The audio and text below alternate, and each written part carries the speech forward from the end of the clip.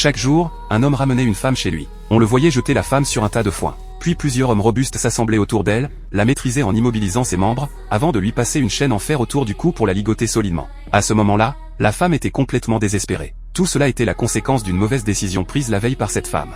La nuit précédente, le mari avait ramené sa femme enceinte dans leur village natal. En chemin, ils avaient malheureusement eu un accident de voiture. Heureusement, ils avaient seulement percuté un arbre et n'étaient pas blessés, mais la voiture était complètement hors d'usage. Là-bas, il n'y avait pas de réseau téléphonique. Jacques aperçut une ferme non loin et, avec sa femme, ils décidèrent d'aller chercher de l'aide.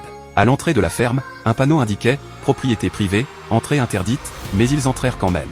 Dès qu'ils arrivèrent, une voiture arriva derrière eux, c'était le propriétaire de la ferme. Après avoir entendu leur histoire, il refusa d'abord de les aider. Mais en voyant le ventre de Lisa, il changea d'avis et les invita chaleureusement chez lui. La femme du fermier était également très accueillante. Jacques salua poliment leurs deux fils, qui semblaient un peu simples d'esprit, mais il n'y prêta pas trop attention et entra dans la maison avec ses bagages. La vieille dame leur avait spécialement préparé une chambre. Une fois qu'elle fut sortie, Lisa confia à son mari que les deux fils du fermier lui semblaient étranges et qu'ils devraient partir au plus vite le lendemain. Jacques la rassura en lui disant de ne pas trop s'inquiéter. Cependant, la vieille dame écoutait secrètement derrière la porte. Le lendemain matin, le couple tenta de s'éclipser discrètement, mais dès qu'ils ouvrirent la porte, le fermier surgit derrière eux. Jacques annonça qu'il partait, mais étrangement, le vieil homme ne les empêcha pas. Pourtant, dès qu'ils arrivèrent dans la cour, les deux fils armés du fermier les arrêtèrent. La vieille dame sortit également. Lisa fut terrifiée quand la vieille dame lui adressa un sourire sinistre. La seconde suivante, les deux fils assommèrent Jacques.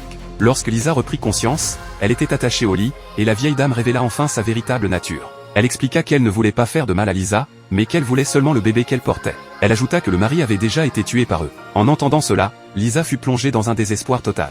Pendant ce temps, les deux fils avaient creusé une fosse pour enterrer le corps de Jacques. On les vit d'abord enlever ses vêtements, puis mettre le corps dans un cercueil en bois avant de l'enterrer. Par ailleurs, à cause de sa résistance, Lisa fut emmenée par le fermier dans une vieille bâtisse délabrée. Quel sera le sort de Lisa? Aujourd'hui, je vous recommande le film Matriarche. Je suis désolé, à cause des droits d'auteur, je ne peux partager que cela avec vous. Ceux qui sont intéressés peuvent chercher le film original.